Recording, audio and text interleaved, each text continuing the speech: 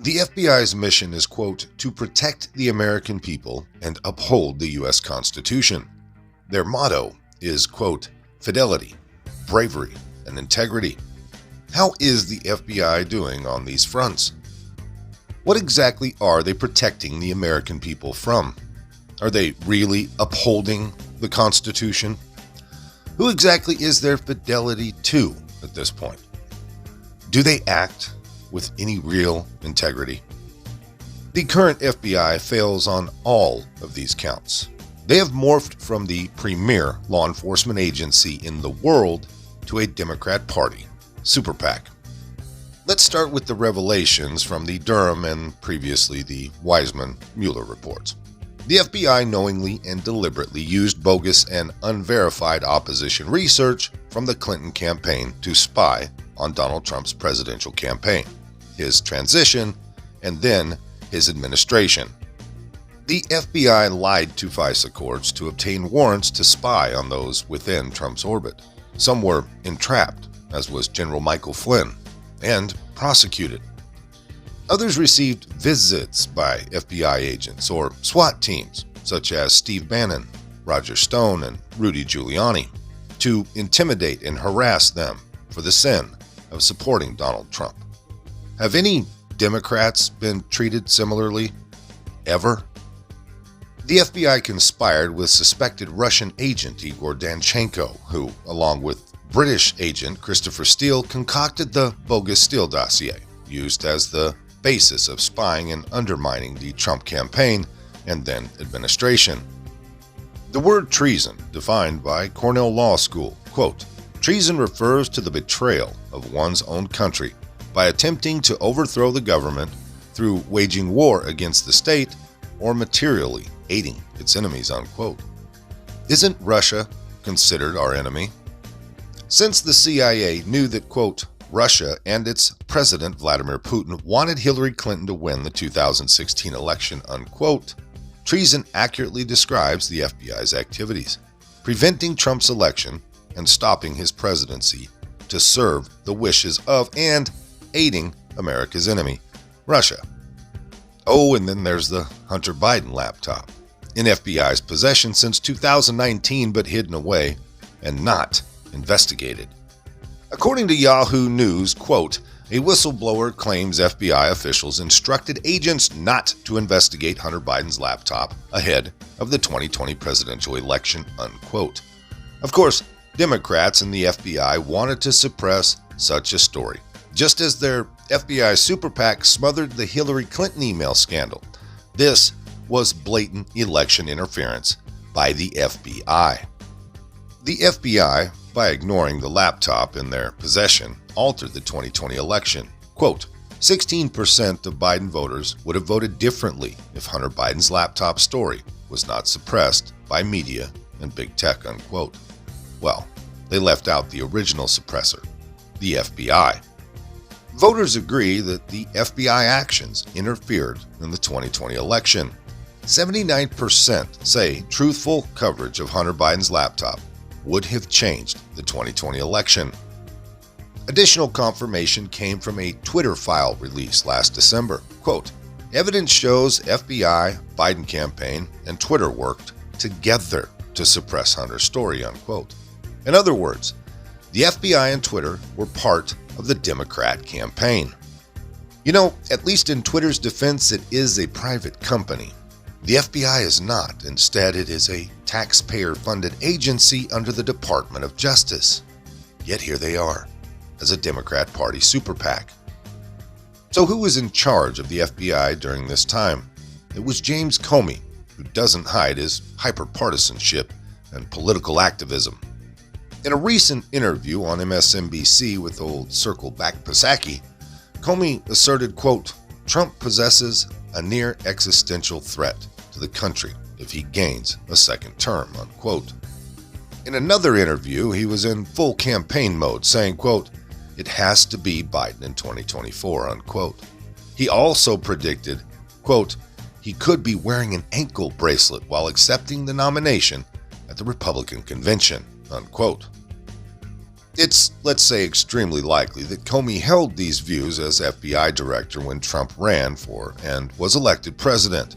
After Trump's election, Comey, along with his wife and daughters, marched through Washington, D.C. wearing pink pussy hats, protesting the election of the president he purportedly served.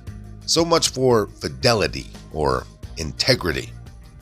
Not only Comey, but two senior FBI officials, Lisa Page and Peter Strzok, had this exchange in August of 2016. Quote, "Trump's not ever going to become president, right? Right?" Page texts Strzok in August of 2016. Quote, No, he won't. We'll stop it," Strzok responded.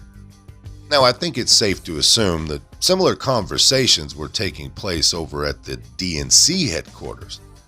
But the question is there any real difference between the DNC and the FBI if these are the conversations being bounced back and forth between employees at the FBI?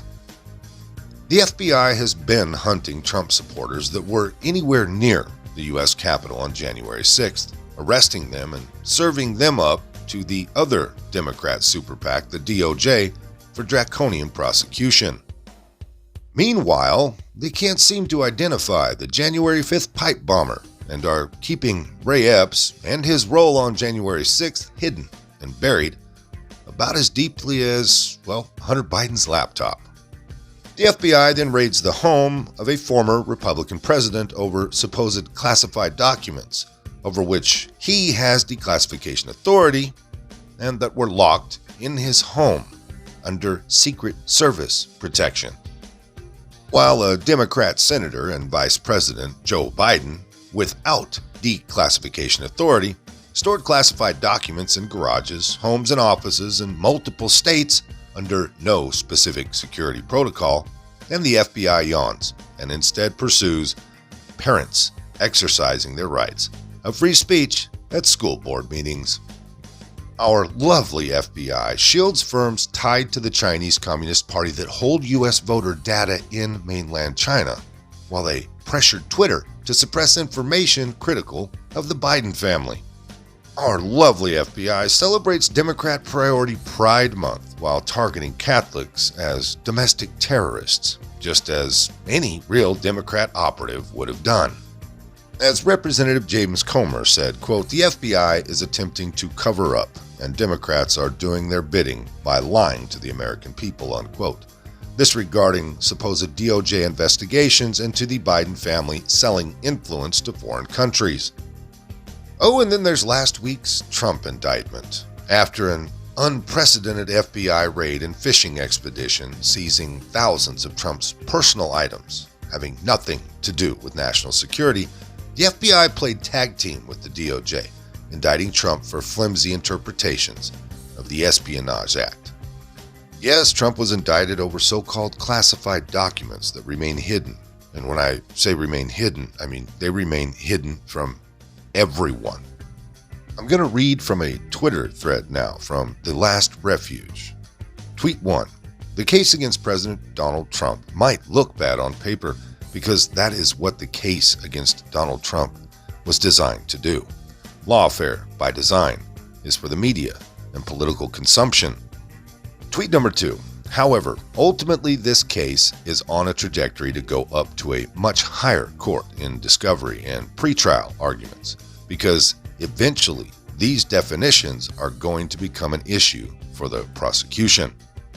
All right, listen closely because here's where it gets good. Tweet number 3, the tell. Here's the tell that every pundit, analyst, and litigation expert will pretend they don't notice. It's the funniest part of the entire thing, and yet no one, again, except us, is noticing it.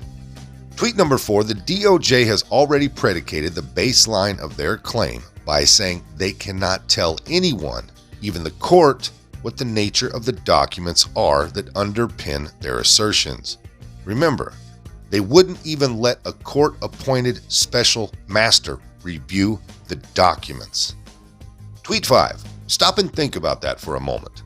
No one knows what the documents are, and the DOJ has stated they will never say what the documents are. Tweet number 6. The DOJ is filing a case about the mishandling of documents in whatever legal construct they put forth, while simultaneously saying they are under no obligation to tell anyone what the documents are. Okay, last one. If you want to read the rest, you can go find him on Twitter. Number 7. Essentially, DOJ. Trump violated USC 793 in his discussion and/or handling of documents. Trump lawyers. What documents? DOJ. We can't say, and we won't tell you. Okay, so I predict that if there is a trial, it will drag out through campaign season, only to be dropped on Election Day, having served its original intent of election interference by the Biden administration. On the very same day as the indictment, the FBI, under congressional pressure, finally coughed up documents verifying their slow-walked investigation into an alleged $5 million bribe to the then Vice President Biden from a Ukraine energy company. Joe Biden has been confirmed as the big guy by a Burisma executive, after a few years ago being called the same over peddling his vice presidential status and influence to China. The FBI is investigating, I'm making quotation marks with my fingers, a $5 million bribe paid to the big guy, but are sure keeping the investigation quiet.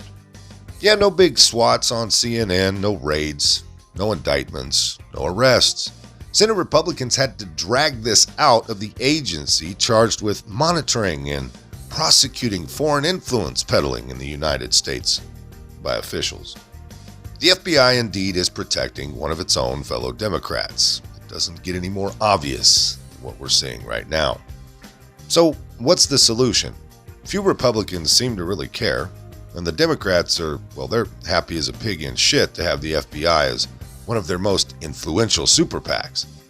If wrongdoing by the FBI is uncovered, nothing will happen, as evidenced after the Durham report release. The U.S. House has the power of the purse and could defund the FBI if they don't reverse course, but that will never happen. Instead, the FBI thumbs its nose at Congress and their subpoenas, comfortable in the assertion that the DOJ would never prosecute such contempt of Congress. That's reserved only for Republicans. The American people stand with Trump through this, though. Following his indictment, Trump's poll numbers went up, giving him a nearly 40-point lead over the rapidly diminishing Florida Governor Ron DeSantis. 50 years ago, many feared a politicized and weaponized FBI under the reign of J. Edgar Hoover. Now those fearing a tyrannical government are in charge and running these agencies. How ironic. We now have a federalized police agency targeting political opponents of the party in power. Biden is now in good company with other tyrants who acted similarly, including Mao, and Stalin, and Hitler.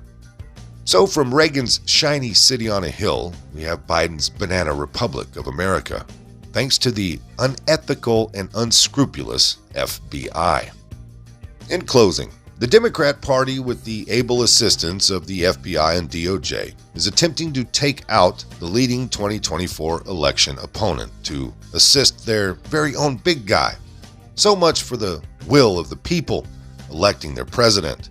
Welcome to the Banana Republic of America. Most of this came by way of the American Thinker. If you liked it, hit that like button. Subscribe if you haven't. Leave a comment down below. There's a PayPal link in the description box, so please put $1 in the bucket on the way out the door. I'd like to thank everyone for all your donations. They're much needed and much appreciated. Now, with all that being said, we'll see you next time. Come on, move. Move. Easy, easy.